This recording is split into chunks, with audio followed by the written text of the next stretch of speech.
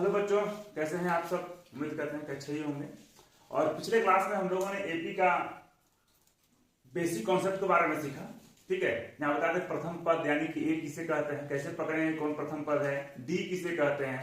ठीक है, आज हम एपी की एनवा पद के बारे में सीखते हैं। ठीक है, बहुत सारे बच्चे इसको फॉर्मूला को रखते हैं, याद करते हैं।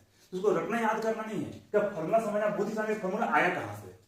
ठीक है, क्या फॉर्मूला है, एन किसको कहते हैं, तो एन कहते हैं कि किसी एपी का जो सीरीज दिया हुआ है उसमें कितने पद दिए हुए हैं। ठीक है, सिंपल सी बात है, पदों की संख्या को हम लोग एन बोलते हैं। ठीक है, और एक टर्म इसमें आता है एन, कि एन किसे कहते हैं।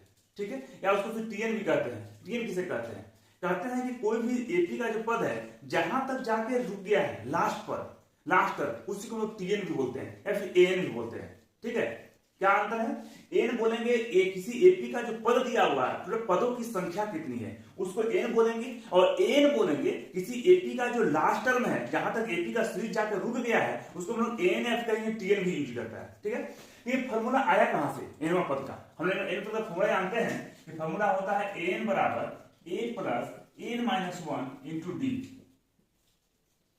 ये हमारा फॉर्मूला होता है। ठीक है, अक्सर बच्चे इसको याद करते हैं, इस समझने की कोशिश की फॉर्मूला आया कहां से।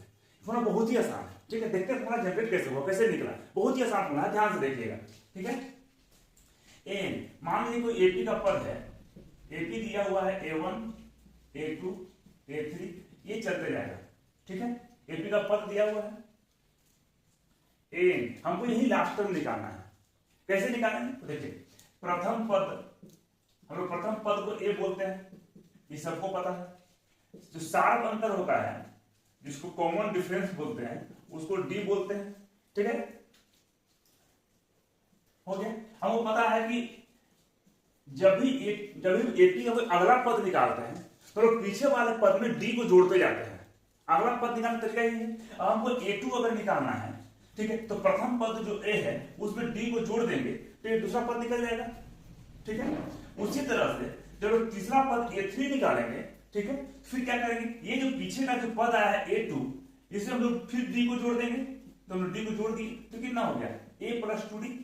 ठीक है, उसी तरह से जब ए4 में चौथा पद निकालेंगे तो तीसरा पद फिर डी को जोड़ेंगे तो ए प्लस 2d, इसे डी को जोड़ देंगे तो हो जाएगा ए प्लस 3d। ठीक है, उसी तरह से ए5 पांचवा पद निकालेंगे, ठीक है, तो क्या करेंगे, चौथा पद फिर डी को जोड़ेंगे तो ए प्लस 3d प्लस डी कितना हो जाएगा ए प्लस 4d। इसी तरह से चलते जाएगा। ठीक है, चलते जाएगा, कहां तक जाएंगे, हम लोग को निकालना है एनवा पद, तो एनवा पद निकालेंगे। कैसे निकालेंगे आप खुद देखिए। देखिए यहाँ पर जब ए2 ए3 ए4 ए5 कोई भी पद निकाले, ए सब में समान है, ए सभी जगह आया है, मतलब ए तो यहां पर आएगा, ये तो फिक्स हो गया। ठीक है, आप ये देखिए या दूसरा पद निकाल रहे थे तो डी में क्या था, कुछ नहीं, मतलब एक से गुना है, एक है। तीसरा पद निकाले हैं तो डी के साथ क्या है, 2 है। चौथा पद निकाले हैं तो यह 3 है। पांचवा पद निकाले हैं तो यह 4 है। मतलब जैवा पद निकाल रहे हैं उससे एक कम है। यहाँ पर डी के साथ जो मल्टीप्लाई हो रहा है, जितना पद निकाल रहे हैं उतना ही डी के साथ एक कम हो रहा है मल्टीप्लाई। तो यहां भी कर दें, एनवा पद निकाल रहे हैं तो डी के साथ जो होगा एक कम होगा, तो यहाँ एन है तो एक जब कम करेगा तो क्या हो जाएगा एन माइनस 1, और डी तो मल्टीप्लाई में है। ये हो गया हमारा एन का फॉर्मूला। ठीक है, ये बहुत ही आसान है। ये बच्चे को बहुत कम लोग पता होगा कि फॉर्मूला आया कहां से, बस फॉर्मूला रट देते हैं। ठीक है, ये फॉर्मूला बहुत ही आसान है। ठीक है, ये फॉर्मूला बनाना सीखे हम लोग। अब हम लोग इससे रिलेटेड जितने भी प्रश्न हैं एनसीईआरटी बुक या 10th क्लास में, उसको हम देखने की कोशिश करते हैं। ठीक है, इसको नोट कर लिया जाए, फिर हम लोग आगे बढ़ते हैं। हम लोग बच्चों देखते हैं एक्सरसाइज 5.2 का जो क्वेश्चन दिया हुआ है, उस पूरे क्वेश्चन को ध्यान से देखते हैं और समझते हैं। ठीक है, ये देखिए हमारे यहाँ पर जो है ये फॉर्मूला दिया हुआ है, इसमें 4 चीज दिया हुआ है, एन और डी, ये 4 चीज हमारे पास है। तो जब भी एग्जाम में देगा आपको तो 4 चीज में कोई 3 चीज दिया रहेगा, एक चीज अननोन रहेगा जिसे हम लोगों को निकालना है। ठीक है, हर प्रश्न में ऐसा नहीं कि 2 चीज अननोन रहेगा, 4 टर्म है नया नया यहाँ पर, एन है, ए है, एन है, डी है। एन बोलते हैं लास्ट टर्म को, ए बोलते हैं प्रथम टर्म को, मतलब प्रथम पद को, एन तो बोलते हैं पदों की संख्या, और डी बोलते हैं कॉमन डिफरेंस, शार्प अंतर को। ठीक है, यहाँ पर 4 चीज है, 4 चीजों में से कोई 3 चीज दिया रहेगा और एक चीज हम लोग को निकालना रहेगा। ठीक है, उसी एक चीज को हम लोग निकालते हैं। देखिए ये फर्स्ट में जो क्वेश्चन है, देखिए ए का मान दिया हुआ 7, डी का मान है 3, एन का मान है 8, तो एन का मान निकालना है। ठीक है, आसान है, बैठाते हैं फॉर्मूला में।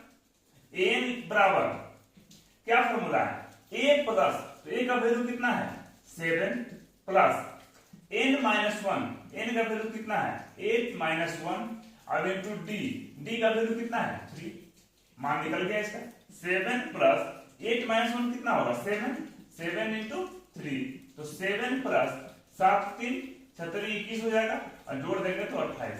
ये हो गया हमारा अंतिम पर, मतलब ये जो सीरीज हम शुरू करेंगे ये 28 तक जाएगा, लास्ट टर्म इसका 28 होगा। हो गया एन का मान आंसर। अब हम लोग इसी तरह से सेकंड नंबर निकालते हैं। सेकंड नंबर में क्या है, ए का मान 18 दिया हुआ है, डी का मान निकालना है, एन का मान 10 दिया हुआ है, और एन का मान 0 दिया हुआ है। ठीक है, सोल्यूशन करते हैं। क्या बता रहे, यहाँ पर 4 चीज है, 4 चीज में से कोई 3 चीज दिया रहेगा। ठीक है, देखिए यहाँ पर 3 चीज दिया हुआ है, यहाँ पर ए दिया हुआ है, एन दिया हुआ है, एन दिया हुआ है, तो डी का मान निकालना है। इसी फॉर्मूला बैठा देते हैं, एन बराबर a plus n minus 1 into d, तो एन का वैल्यू कितना है 0, बैठा दिया मैंने।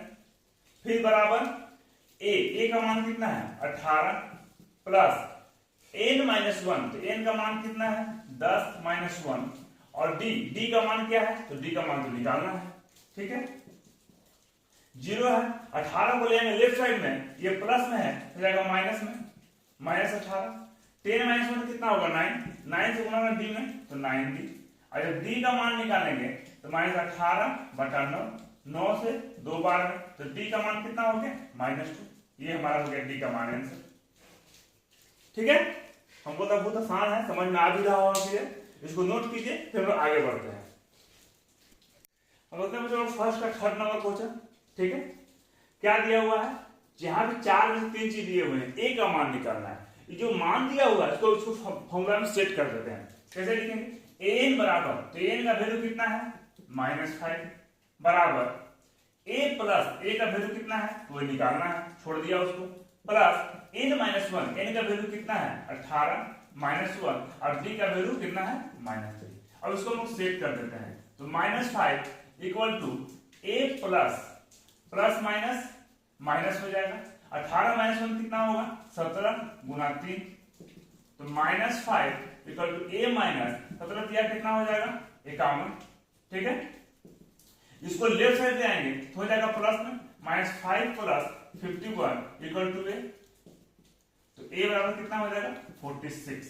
ये हमारा आंसर हो गया। ठीक है, अब बच्चों बढ़ते हैं 4 नंबर क्वेश्चन।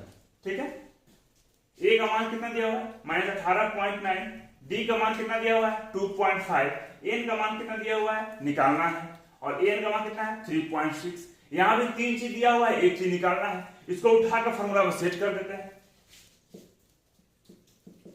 कैसे बनाएंगे, ए एन बराबर, एन का वैल्यू कितना है 3.6 बराबर ए प्लस ए का वैल्यू कितना है -18.9 प्लस एन माइनस 1, तो एन का वैल्यू निकालना है, उसको सेम टू सेम छोड़ देंगे, इनटू डी, डी का वैल्यू 2.5। ठीक है, 3.6 ये माइनस में है, लेफ्ट साइड आएगा तो प्लस में, बराबर 2.5 से गुना करेंगे तो 2.5 में, माइनस प्लस माइनस, और 2.5 को 1 से गुना करेंगे तो 2.5, इसको ऐड करेंगे कितना होगा 22.5, फिर माइनस में है राइट साइड, 2.5 को लेफ्ट साइड ले आएंगे तो प्लस में हो जाएगा 2.5 इक्वल टू 2.5 n।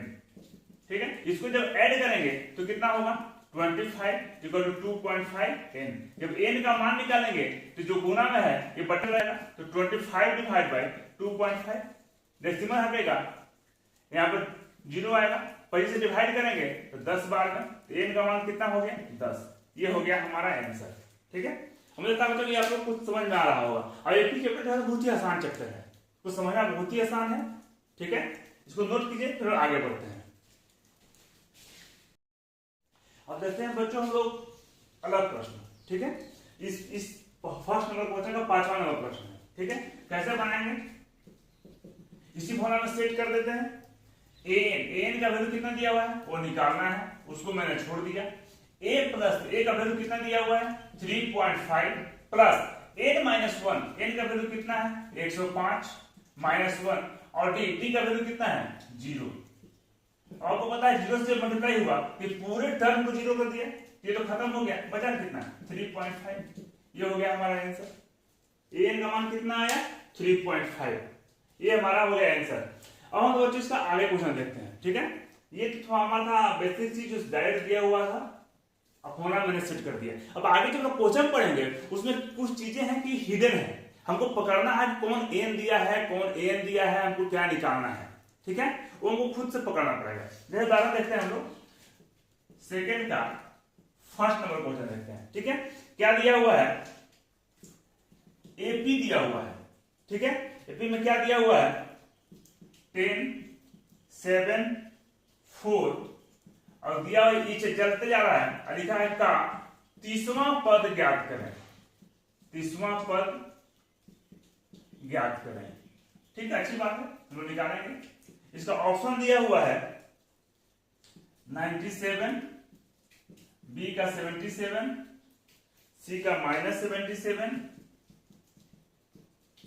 और डी का हम लोग ले लेते हैं -87। ये ऑप्शन दे दिया है, इसको हल करते हैं, ठीक है।